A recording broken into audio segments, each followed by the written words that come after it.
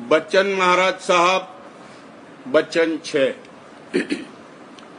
जो कोई समझे सैन में, तासों कहिए बैन। सैन बैन समझे नहीं, तासों कुछ नहीं कहन। जो कि सयाना है वो इशारे में समझ लेता है, और जो गंवार है उसको बहुतेरा समझाओ तो भी नहीं समझता है। ऐसे मूर्खों के साथ मौन रहना बेहतर है। हाकिम के साथ जिस तरह बर्ताव करना चाहिए उसके लिए मौका और उसके मिजाज का ख्याल जिसको नहीं है वो नादान है। हमेशा हाकिम का मिजाज और मौका देख कर बोलना चाहिए। दृष्टांत, एक राजा था। उसके एक बार उसकी रानी ने कहा, ये क्या अंधेर है कि बेचारा दरबान दिन रात पहरा देता है और काम करता है। उसको 4 रुपया महीना तनख्वाह मिलती है, और जो वजीर है कुछ काम नहीं करता है। एक आध घंटे इधर उधर थोड़ा सा काम कर लिया, उसको 2000 रुपया मिलता है। इसका क्या सबब है? राजा ने कहा, अच्छा रानी, हम तुमको इसका तमाशा दिखाते हैं। हुक्म हुआ कि दरबान को बुलाओ। दरबान हाजिर हुआ। राजा ने कहा, हमने सुना है कि कुतिया जो दरवाजे पर बैठी है उसके बच्चा हुआ है, जाओ देख आओ। दरबान देख के आया और कहा, हाँ बच्चा हुआ है। राजा ने पूछा, कई बच्चे हुए हैं?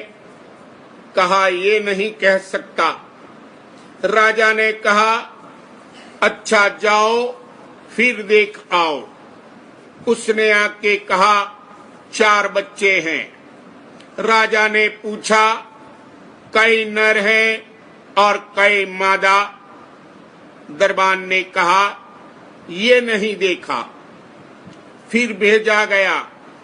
आके जवाब दिया कि 2 कुत्ते और 2 कुतिया हैं। राजा ने पूछा, क्या रंग उनका है? कहा, ये नहीं देखा। फिर भेजा गया। आके कहा, सफेद और काले हैं। राजा ने पूछा, कई सफेद और कई काले हैं? कहा, ये नहीं गिना। फिर भेजा गया। आके कहा, 2 सफेद और 2 काले हैं। राजा ने पूछा, कुत्ते सफेद हैं या काले? दरबान ने कहा, ये नहीं देखा। गरज कि इसी तरह कई बार वो आया गया। बाद इसके राजा ने वजीर को बुलाया और कहा, सुना है कि कुतिया के बच्चा हुआ है, जाके देख आओ। वजीर गया और आके अर्ज किया, 4 बच्चे हुए हैं, 2 कुत्ते और 2 कुतिया हैं। कुत्ते सफेद और कुतिया काली हैं, और इस तरह उनके पालन पोषण का इंतजाम कर दिया गया है। तब राजा ने रानी से कहा, देखा फर्क? वो बैल के मुआफिक था, जैसे ठेला जाता था वैसे चलता था।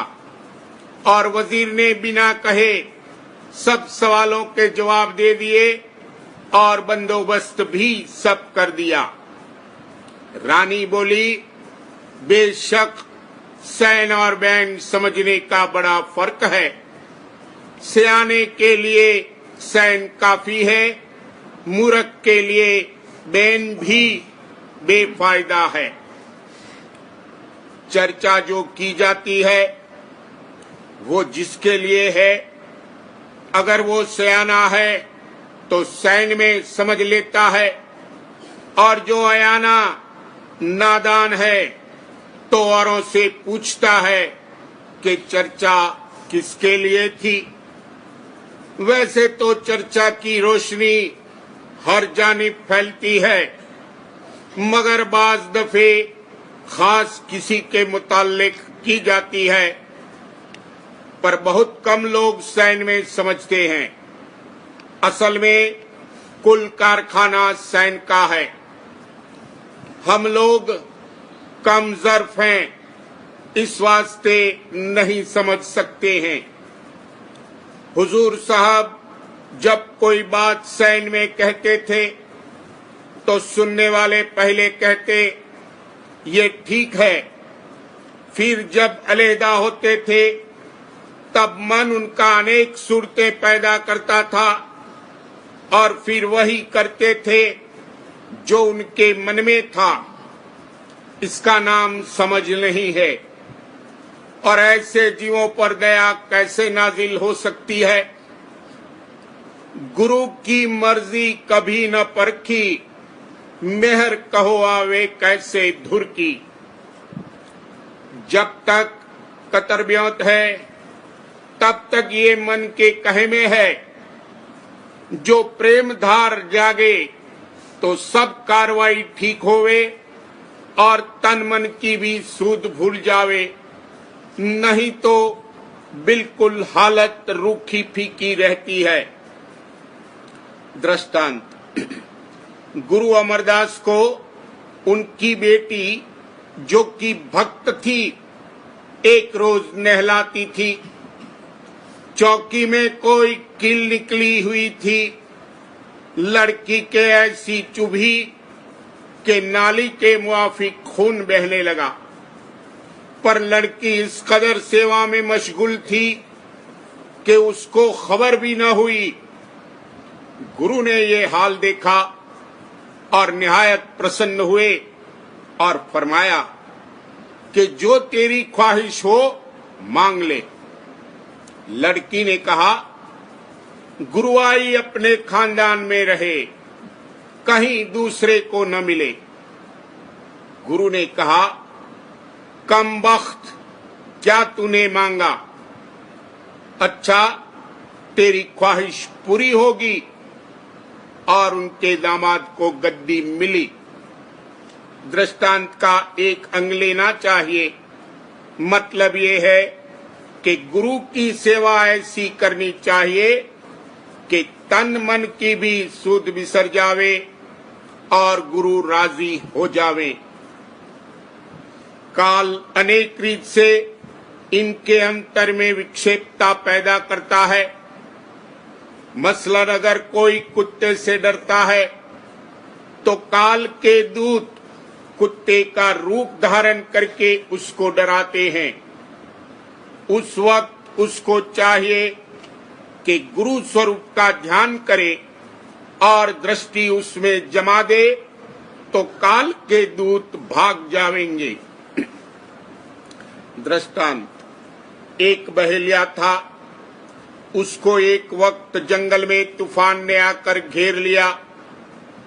वहां एक साधु की कुटी थी और उस साधु की ब्रह्मलोक तक रसाई थी।